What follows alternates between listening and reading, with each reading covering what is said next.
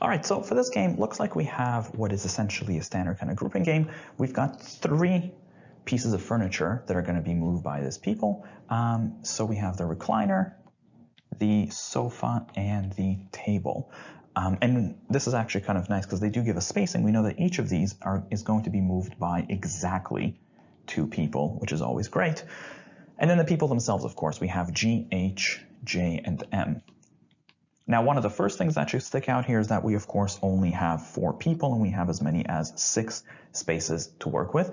And the setup does specify that each person has to go at least once. Everybody has to move something at the very least, which means we can kind of get a good sense for how many duplicates we're going to have. Essentially, 4 of the 6 spaces are taken up in a sense, and that means that we have 2 extra spaces to work with. So what that means is that either 2 people are going to show up an extra time, so 2 people are going to move 2 pieces of furniture, or alternatively, 1 person will go 2 extra times, or in other words, 1 person will go 3 times. That is to say, they'll be moving everything. So either you're going to have basically 2 doubles, or you're going to have 1 triple somewhere on the board.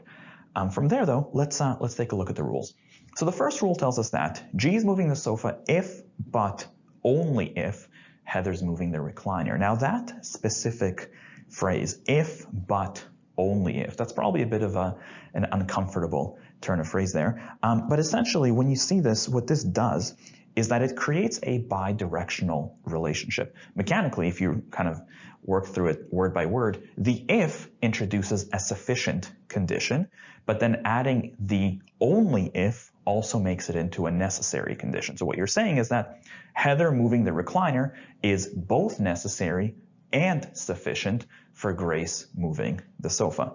Symbolized, we do the same kind of thing, we just have a double-sided arrow. We would say that if G is moving the sofa, then H is moving the recliner, and vice versa. This arrow is essentially bi-directional now. And then from there, the contrapositive, it doesn't really matter which way you go because the arrow is bi-directional, but we can say something like if G is not moving the sofa, then H is not moving the recliner, and again, vice versa. So this goes both ways. Effectively, what this translates into saying is that either these 2 things are going to happen together or these 2 things are going to happen together, nothing more. Either G's moving the sofa and H moves the recliner, or neither of them dies either. From there, next rule, if J moves the table, then M moves the recliner. So if we have J with the table, then we've got M with the recliner. Contraposed, that we have, if we don't have M with the recliner, then J is not going to be moving the table. And lastly, no piece of furniture is moved by both Grace and Josh. So G and J will never be together. Now, in terms of kind of further implications, it doesn't seem like we can do much more here, to be honest. I mean, all of these are conditional and they're very kind of specific conditions. And I mean, the fact that G and J can't be together, that's nice, but we have plenty of other combinations of people that could. So you know what, let's go into the questions. So the first question, number 7 here, is our standard exclusion question, and the way that we approach it, as usual, is by the original set of rules. So we have G moves the sofa if, but only if H does the recliner. Now notice we're going to have to account for both sides. So if G is doing the sofa, then we have a consequence, but also if Heather's doing the recliner, we also have a consequence. Let's do one at a time. So first, if G moves the sofa, do we have any cases where that happens? Now A, that doesn't happen. B, that doesn't happen. C, here we go. We have G with the sofa, and is Heather on the recliner? She is, so we're good. Otherwise, D, we don't have G with the sofa. E, we do. So for E, we have G on the sofa, but Heather, you'll notice, is not with the recliner. So we can get rid of answer choice E. But now let's account for the other direction, Heather being with the recliner. Do we have any cases of that? So A, no. B, no. C, and D. So C and D, we have Heather on the recliner, which means G needs to be on the sofa. For C, she is, so we're good. But for D, you'll notice that we don't have Grace on the sofa, so we can get rid of answer choice D as well. Next, if J is with a table, then M has to be on the recliner. So let's look for cases where J is on the table. A, doesn't apply. B does. We have Josh on the table, which means is M on the recliner, which she is. We're good. Answer choice C, again, we have Josh on the table, but we don't have M on the recliner, so we can get rid of answer choice C. And lastly, G and J just can't be together, so between A and B, do we see that happening? And we do. For answer choice B, G and J are together. Not cool. We can get rid of that. That leaves us with A as the best answer to question number 7. And as usual, let's just plug that into the board. So we have GM, HJ, and GJ. Wait, no, GH. Next, question number 8 is our first local question here. Let's take a look. If J and M are moving the recliner, well, let's see what we can do with that. So if we have J here and we have M here, what does that tell us? Well, first of all, we know that H is not moving the recliner, so this kicks in, right? And if H doesn't move the recliner, which she doesn't, then G can't be moving the sofa. So G is definitely going to be with the table over here. And I suppose G and J again can't be together, so J certainly cannot be on the table. Otherwise, though, now it's worth noting that if J is not on the table, that doesn't actually trigger anything, so that does nothing for us. And I guess this seems kind of open from here. I'm not sure there's much more we can do. We still have to worry about H, who needs a place to go, but this seems flexible. So let's take a look. Maybe this is enough. The question asks what must be true. A, Heather's on the sofa, and we don't quite know that. B, J's on the sofa. We don't quite know that either.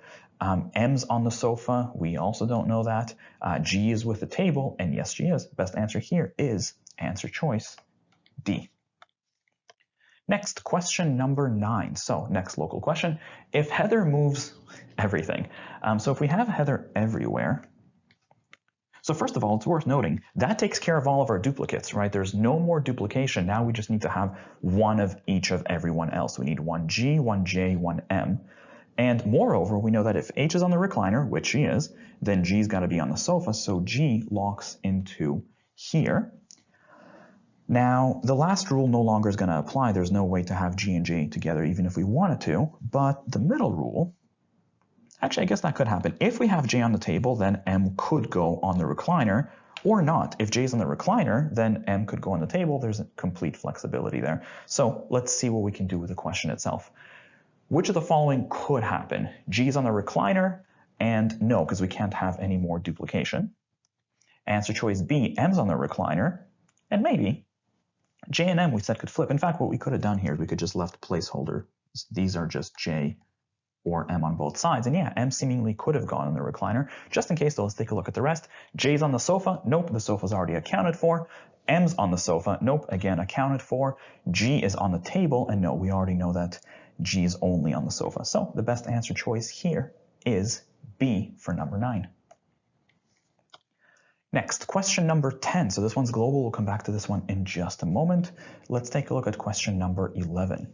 If J and M are helping each other move the sofa, well, once again, let's see what we can do. If we have J and M on the sofa, what does that tell us, if anything? Now, I guess, first of all, we know that G certainly is not on the sofa, so that means that H cannot be on the recliner, so H is going to have to go with the table, so that's a start. Now, otherwise, I don't think we know too much more. I suppose we should actually clarify that not only is H on the table, H is explicitly not on the recliner. Actually, wait a minute. If H is not on the recliner, then who could be? Because we have G, J, and M remaining.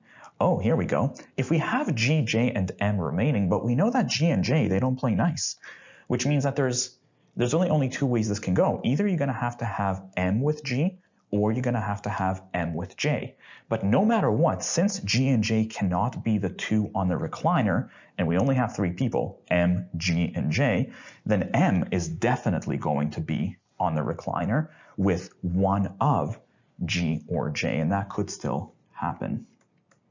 And it's worth noting, J could go on the recliner, and nothing would break here, because just because M's on the recliner doesn't say anything about where the J goes. And to be fair, J could also go both on the recliner and Actually, no, I suppose it can't. We can't have J both on the recliner and the table right now, since G still needs a place to go.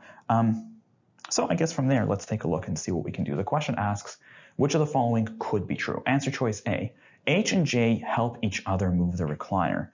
Well, no, because the recliner, we can't have an H there, so that's out of the question. Could we have H and M move the recliner? No, H can't be on the recliner. Next, G and J move the table. And no, because H has to be moving the table right now. Answer choice D, G and M move the table. Again, no, we have to have an H there. And E, H and M move the table. And maybe, because, I mean, we still have to have a G somewhere, but if this is an M over here, then we could simply have a G over here, and we're good. So best answer to question number 11 is E. Next, back to number 10. Which of the following could be a pair of people who help each other move the recliner and the table? So essentially, we're looking for two people who could show up both over here and over here. So that would actually be, I suppose if we do that, if we have the same two people on the recliner and the table, that would take care of all of your duplicates, which means the remainders, the other two people left over, are going to have to go into the sofa. So that's worth noting. So we're essentially looking for two people who can go here, and then the other people in the game would have to go into the sofa. Let's take a look. Answer choice A, could we have G and J on both the recliner and the table? Now, actually, no, that wouldn't work, because if J is on the table, then M would have to go into the recliner. So G and J couldn't be the ones who are on the recliner and the table. That would violate this rule. So answer choice A is out. B, G and M. Could G and M be on the recliner and on the table? Now, if G and M are on the recliner and the table, I suppose that doesn't quite trigger anything, because M being on the recliner does nothing for us, and G being on the recliner and the table, that doesn't really trigger much, except for the fact that G is not on the sofa, so H wouldn't be on the recliner, but that's fine. Let's just worry about the leftover. So if G and M on the recliner and the table, that leaves us with H and J, and then H and J would just end up in the sofa, which seems okay too. So answer choice B seems viable. Let's hold on to this guy. Answer choice C. Could H and J go on both the recliner and the table? Well, if we did that, actually no, we run into the same problem, because if the J is on the table, then M's on the recliner, and that would violate that rule. So answer choice C is out. Next, H and M. Could they both be on the recliner and the table? And maybe that seems fine, doesn't it? Because if H is on the recliner, that would force G into the sofa, which is fine. Except wait, the leftovers, H and M. If H and M are on the recliner and the table, that would leave you with G and J, and those guys are going to have to go together in the sofa, which doesn't work. They can't be together. So D is out. Lastly, E, J and M. Could they go on the recliner and the table? And I suppose if J is on the table, then M would have to go on the recliner, which is fine. But then who does that leave you with? That would leave you with G and H. That wouldn't work, because if G and H are stuck on the sofa, then G being on the sofa would have to push H into the recliner, which then doesn't work. So the best answer to question number 10 is B.